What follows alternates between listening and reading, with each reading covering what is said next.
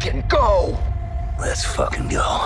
അങ്ങനെ ഡെഡ്പൂളും വോൾവറിനും MCUവിൽ ജോയിൻ ചെയ്യുകയാണ്. Deadpool ഫാൻസിനും wolverine ഫാൻസിനും ഒരു വമ്പൻ ട്രീറ്റ് തന്നെയാണ് Deadpool and wolverine. X-Men origins wolverine എന്ന സിനിമയിലാണ് ഡെഡ്പൂളും വോൾവറിനും നേർക്കുനേർ നിന്ന് ഫൈറ്റ് ചെയ്യുന്നത് നമ്മൾ കണ്ടിട്ടുള്ളത്.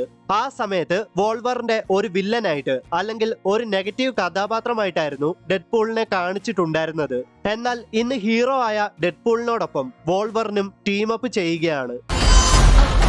ഡെഡ്പൂളും വോൾവറിനും തമ്മിലുള്ള ഫൈറ്റ് സീക്വൻസ് ഒക്കെ അടിപൊളിയായിരുന്നു. അവർ ഫൈറ്റ് ചെയ്യുന്നതായാലും ഫൈറ്റിന്റെ ഇടയ്ക്കുള്ള ഹ്യൂമർ ആയാലും എല്ലാം കൊണ്ടും അവർ തമ്മിലുള്ള ആ ഒരു കെമിസ്ട്രി വർക്കൗട്ട് ആയിട്ടുണ്ട്. ഹ്യൂ ജാക്മാന്റെ റിട്ടേൺ തന്നെയാണ് ഈ സിനിമയുടെ ഏറ്റവും വലിയ പോസിറ്റീവ് ഫാക്ടർ.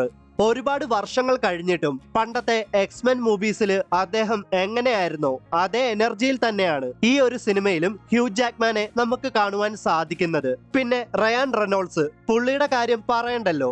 ഡെഡ്പൂൾ എന്ന ക്യാരക്ടറിനോട് 100% അദ്ദേഹം നീതി പുലർത്തിയിട്ടുണ്ട്. ഹ്യൂ ജാക്മാന്റെ വോൾവറിനോടൊപ്പം കട്ടയ്ക്ക് പിടിച്ചു നിൽക്കുന്ന ഒരു കഥാപാത്രം തന്നെയാണ് ഡെഡ്പൂള്. പിന്നെ നമ്മൾ ഒരിക്കലും പ്രതീക്ഷിക്കാത്ത പല ക്യാരക്ടേഴ്സിന്റെ ക്യാമിയോസും ഈ സിനിമയിലുണ്ട്. മൾട്ടിവേഴ്സിലെ പലതരം ഡെഡ്പൂൾ വേരിയൻസിനെയും ഈ സിനിമയിൽ ഉടനീളം കാണിച്ചു പോകുന്നുണ്ട്. ഇത് ഒരിക്കലും സ്പോയിലർ അല്ല, കാരണം ഈ സിനിമയുടെ ട്രെയിലറിലും ഒരു ഭാഗത്ത് പല ഡെഡ്പൂൾ വേരിയൻസിനെയും കാണിക്കുന്നുണ്ട്.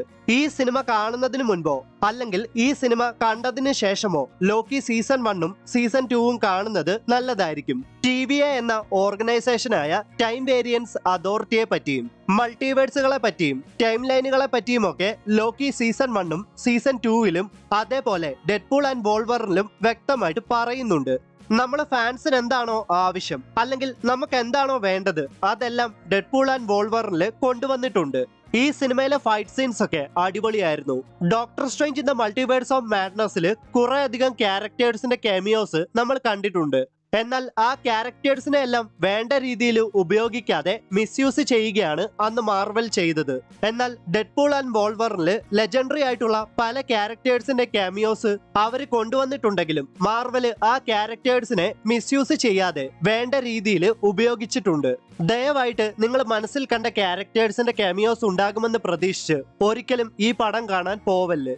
അത് മാത്രമല്ല, ഒരു ഇൻഫിനിറ്റി വാർ, എൻഡ് ഗെയിം പോലെയുള്ള സിനിമകളുടെ ലെവലിലാണ് ഈ സിനിമയെന്നും ഒരിക്കലും പ്രതീക്ഷിച്ചു പോവാതിരിക്കുക. അവഞ്ചേഴ്സ് ഇൻഫിനിറ്റി വാർ, അവഞ്ചേഴ്സ് എൻഡ് ഗെയിം, ഈ സിനിമകളോടൊക്കെ കട്ടയ്ക്ക് പിടിച്ചു നിൽക്കാൻ ഇനി ഒരു മാർവൽ മൂവി ഉണ്ടാകുമോ എന്ന് തന്നെ ഡൗട്ടാണ്. ഡെഡ്പൂൾ ആൻഡ് വോൾവറിൻ ഒരു R-rated മൂവിയാണ്. സോ ഒരുപാട് ബാഡ് വേർഡ്സും ബ്ലഡ് ഗോറും വയലൻസും ഒക്കെ ഉണ്ട്. അത് മാത്രമല്ല, Deadpool and Wolverine Marvel Cinematic യൂണിവേഴ്സിലെ ആദ്യത്തെ R-rated മൂവിയാണ്. അതുകൊണ്ട് കുട്ടികളെ കൊണ്ട് കഴിവതും ഈ സിനിമയ്ക്ക് പോകാതിരിക്കുക. ഞാൻ വളരെയധികം സാറ്റിസ്ഫൈഡ് ആണ്. കൊടുത്ത പൈസ മുതലായി എന്ന് പറയാം. എല്ലാത്തിനും റയാൻ റെനോൾഡ്സിനോടാണ് നന്ദി പറയേണ്ടത്. കാരണം അദ്ദേഹം ഇല്ലായിരുന്നെങ്കിൽ ഹ്യൂ ജാക്മാന്റെ വോൾവറിനെ MCUവിൽ വീണ്ടും കാണുവാൻ സാധിക്കത്തില്ലായിരുന്നു.